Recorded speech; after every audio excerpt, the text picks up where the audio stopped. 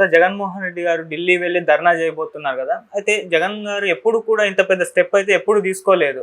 అయితే ఇప్పుడు ఢిల్లీ వెళ్ళి ధర్నా చేయడం వెనుక ఖచ్చితంగా మోడీ గారు ఉన్నారు. ఆయనే జగన్మోహన్ రెడ్డి గారితో ఈ విధంగా చేయిస్తున్నారు. కేవలం చంద్రబాబు నాయుడు గారిని కంట్రోల్లో పెట్టడానికి అని చెప్పేసి ఒక వార్త ప్రచారంలో ఉంది సార్. నిజంగా పాసిబిలిటీ కనిపిస్తుంది అంటారు? అంటే రాజకీయాల్లో ఏదన్నా పాసిబుల్లే, ఏది పాసిబుల్ ఇంపాసిబుల్ అని చెప్పలేము.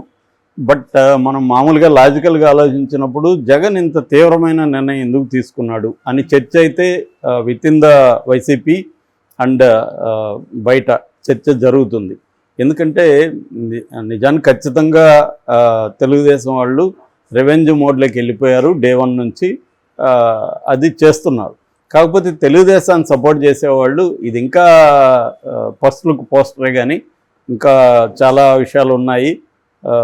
దీనికి గ్లిమ్స్ ఉంది, టీజర్ ఉంది, ట్రైలర్ ఉంది, సినిమా ఉంది, వెబ్ సిరీస్, ఇలా చాలా ఉన్నాయి. మీరు ఇప్పుడే ఎందుకు ఇంత రియాక్ట్ అవుతున్నారని కూడా వాళ్ళు అంటున్నారు. ఇప్పటివరకు మా వాళ్ళు అసలు ఏం చేయలేదు.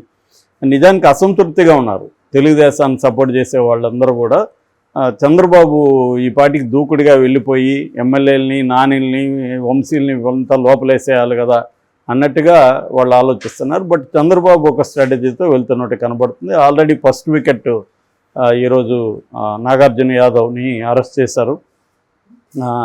సో ఇలాగా ఇంకా వాళ్ళు మొదలుపెట్టే అవకాశం ఉంది. ఎవరైతే ప్రతినిధులుగా ఉంటారో రాజకీయంగా, ఎవరైతే యాక్టివ్గా వైసీపీ తరఫున మాట్లాడుతుంటారో వాళ్ళందరినీ ఏదో ఒక కారణం చూపించి చేసే అవకాశం. నాగార్జున యాదవ్ అయితే ఖచ్చితంగా తప్పు మాట్లాడాడు. నిజానికి సాక్షి యాంకర్ కూడా దాన్ని ఖండించాడు. ఆ రోజు సాక్షి యాంకరే ఒప్పుకోలేదు. అతను మరి ఎందుకు రెచ్చిపోయాడో, చంద్రబాబు గతంలో అలిపిరిలో తప్పించుకున్నాడు, ఈసారి తప్పించుకోలేడు అన్నట్టుగా మాట్లాడాడు. అది ఖచ్చితంగా రాంగు. కేసు పెట్టడంలో తప్పేం లేదు, అరెస్ట్ చేయడంలో కూడా తప్పు లేదు. లీగల్గానే వెళ్ళారు వాళ్ళు. సో ఇలాగా వెళ్తారా అనేది చూడాలి. అయితే ఏదేమైనా అంటే ఇక్కడ నేను చెప్తున్నది ఏమంటే, తెలుగుదేశం వాళ్ళు అసలు ఇప్పటివరకు మేమేమి రివెంజే స్టార్ట్ చేయలేదు, మీరేంది ఈ స్థాయికి వెళ్తూ ఉన్నారు అనేది వాళ్ళు అనుకుంటున్నారు.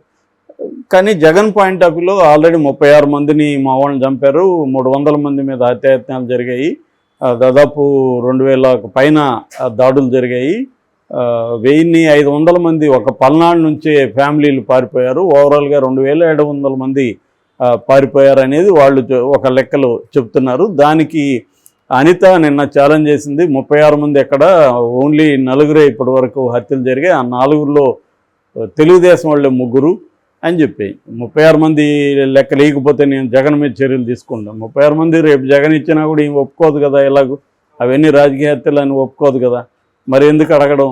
కాబట్టి ఏంటంటే ఎవరి పాయింట్ ఆఫ్ వ్యూలో ఇప్పుడు నిన్న జరిగిన జిలానీ అతని పేరు రషీద్ని చంపితే, రషీద్ వైసీపీ కాదు, ఇద్దరు వైసీపీ అని వీళ్ళు చెప్తున్నారు. ఏదేమైనా ఇదే జరుగుతుంది. వాళ్ళు మా వాళ్ళు అంటారు, కాదు ఇద్దరు మీ వాళ్ళే అని వీళ్ళు అంటారు. సో ఇది ఎప్పటికీ తెగదు. సో ఈ కాంటెక్స్ట్లో జగన్ ఎందుకు, మామూలుగా అయితే 6 నెలలు వీళ్ళకి టైం ఇద్దాం అనుకున్నారు, కానీ వీళ్ళు రెచ్చిపోతున్నారు. అంటే జగన్కి మేబీ ఇంకొన్ని విషయాలు, మనకి ప్రజలకి తెలియని విషయాలు కూడా కొన్ని తెలిసి ఉండాలి. ఎందుకంటే ఆల్రెడీ గవర్నమెంట్ ఎవరెవరిని అరెస్ట్ చేయబోతుంది, ఎవరెవరి మీద దాడులు చేయబోతుంది, ఈ లెక్కలన్నీ జగన్ దగ్గర ఆల్రెడీ ముందే లీక్ అయి ఉండాలి. ఎందుకంటే మొన్నటి వరకు జగన్ గవర్నమెంట్ ఉంది కాబట్టి ఈ గవర్నమెంట్లో కూడా జగన్ మనుషులు ఖచ్చితంగా ఉంటారు. అందువల్ల లీక్ అయి ఉండే అవకాశం ఉంది. అందుకని ఇప్పుడే మనం ఢిల్లీ స్థాయిలో దీన్ని తీసుకెళ్ళకపోతే రేపొద్దున పెద్ద స్థాయిలో అరెస్టులు అయ్యే అవకాశం ఉంది. మేబీ జగన్ కూడా అరెస్ట్ చేసే అవకాశం ఉంది. అందువల్ల ఇప్పుడే మనం దీన్ని ఢిల్లీ స్థాయిలో తీసుకుంటే చంద్రబాబు దూకుడిని తగ్గించవచ్చు అనేది ఒక ప్లాన్ ఉండొచ్చు. అయితే ఇప్పుడు కొత్త వెర్షన్ ఒకటి వినబడుతుంది నిన్నటి నుంచి. అదేంటంటే జగన్ వెనుక మోడీ ఉన్నాడు, మోడీనే దీన్ని ఎంకరేజ్ చేస్తున్నాడు జగన్ని. లేకపోతే జగన్ ఇంత ధైర్యంగా ఎన్డీఏ కూటమికి వ్యతిరేకంగా, ఇది మోడీకి వ్యతిరేకంగా చేస్తున్నట్టే కదా. ఎందుకంటే డబుల్ ఇంజిన్ సర్కారు, ఎన్డీఏ కూటమి ఇక్కడగా పనిచేస్తుంది. ఒక పక్కేమో ఎన్డీఏకి అక్కడ మద్దతులు చెబుతున్నారు. మొన్న కూడా స్పీకర్ విషయంలో కూడా ఎన్డీఏకి వీళ్ళ అవసరం లేకపోయినా కూడా వైసీపీ మద్దతు తెలిపింది.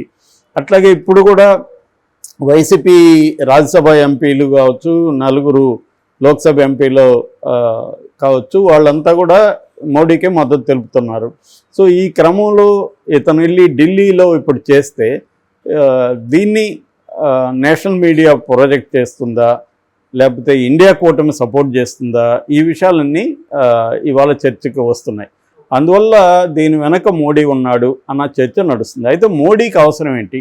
మోడీకి అవసరం ఏముందంటే చంద్రబాబుని చెక్లో పెట్టుకోవాలి, చంద్రబాబు అతిగా బిహేవ్ చేయకుండా తన కంట్రోల్లో పెట్టుకోవాలంటే ఒక ఎనిమిని చంద్రబాబుకి అక్కడ లోకల్గా క్రియేట్ చేసి ఆల్రెడీ ఉన్నాడు, అతనికి సపోర్ట్ చేస్తే ఆ ఎనిమి స్ట్రాంగ్గా ఉంటే చంద్రబాబు కంట్రోల్లో ఉంటాడు అన్న ఒక నెరేటివ్ వినిపిస్తుంది. ఇది ఎంత నిజం అనేది తెలియదు, కానీ పాజిబుల్ అయితే పాజిబుల్. ఎందుకంటే వాళ్ళు మిత్రపక్షాలను కూడా వేధిస్తూనే ఉంటారు బీజేపీ వాళ్ళు.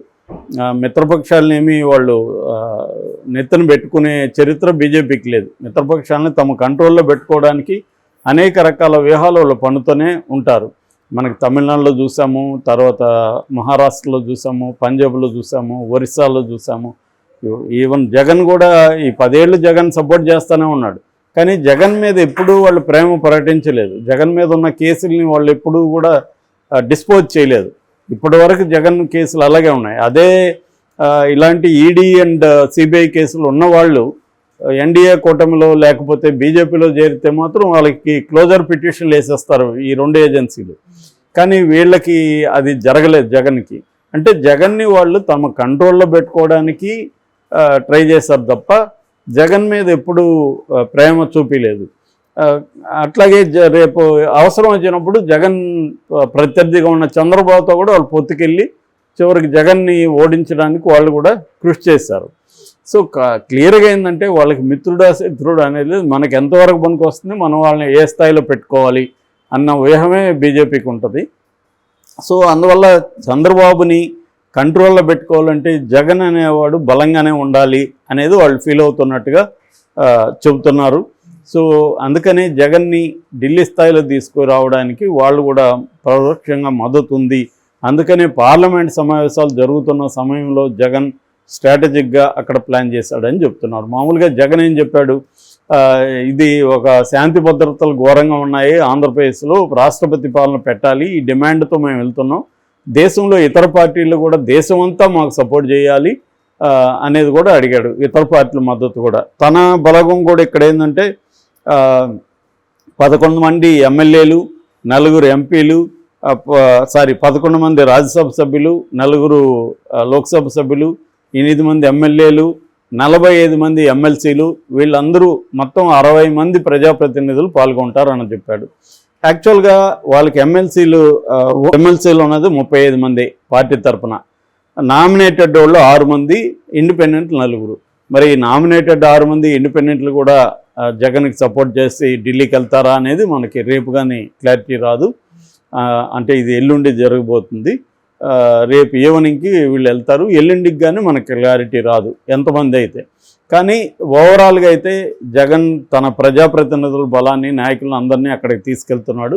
ఇప్పుడు రాహుల్ గాంధీ దీనికి మద్దతు ఇస్తాడని కూడా ఒక వార్త వైరల్ అవుతుంది. ఎందుకంటే రాష్ట్రంలో శాంతి భద్రతల మీద కాంగ్రెస్ కూడా కన్సర్న్ చూపిస్తుంది. కాంగ్రెస్కి కూడా ఇది ఉపయోగమే. ఒక రకంగా మోడీకి యాంటీగా దీన్ని మలచడానికి ఇండియా కూటమి జగన్ ఉపయోగించుకుంటుందని చూడాలి. అయితే జగన్కి ఉండే ఒక సమస్య ఏంటంటే గతంలో ఏ కూటమిలో లేకపోవడం వల్ల జగన్ని వాళ్ళు ఓన్ చేసుకునే అవకాశం తక్కువే ఉంది. అదే చంద్రబాబు అరెస్ట్ని బీజేపీ ఖండించలేదు, కానీ కూటమి ఖండించింది, ఇండియా కూటమి ఖండించింది అప్పుడు. అంటే దానికి కారణం ఏంటంటే బీజేపీ ప్రభుత్వం ఎక్కడ ప్రత్యర్థుల మీద చేస్తున్నా ఖండిస్తూ ఉంది ఇండియా కూటమి. ఆ యాంగిల్లో తీసుకున్నప్పుడు ఇప్పుడు జగన్ మీద జరుగుతుంది కాబట్టి అది ఖండించే అవకాశం ఉంది. కాకపోతే ఏంటంటే పెద్ద స్థాయిలో జగన్ మీద ఏమీ జరగలేదు కాబట్టి కూటమి ఖండిస్తుందా?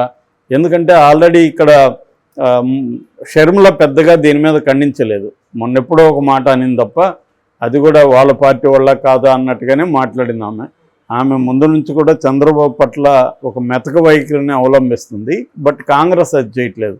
ఆమె కానీ రేవంత్ రెడ్డి కానీ చంద్రబాబు పట్ల సాఫ్ట్ కార్నరే ఉన్నారు, ఇంకా అవసరమైతే పొగుడుతున్నారు. ఇక్కడైతే మొన్న కూడా ఖమ్మం మహాసభలో చంద్రబాబుని రేవంత్ రెడ్డి పొగిడాడు. క్లియర్గా చంద్రబాబు పట్ల వీళ్ళిద్దరూ కూడా కాంగ్రెస్ నాయకులు, తెలుగు రాష్ట్రాల కాంగ్రెస్ నాయకులు సాఫ్ట్ కార్నర్తో ఉన్నారు. నిజానికి ఎన్డీఏ కూటమిలో భాగంగా దేశవ్యాప్తంగా వాళ్ళ పాలసీ ఏంటి, ఎన్డీఏ కూటమికి యాంటీగా ఉండాలి, కానీ అది కనిపించట్లేదు ఇక్కడ. సో ఈ యాంగిల్లో మోడీ సపోర్ట్ జగన్కు ఉందా లేదనేది మనకి కొంత గడిస్తే కానీ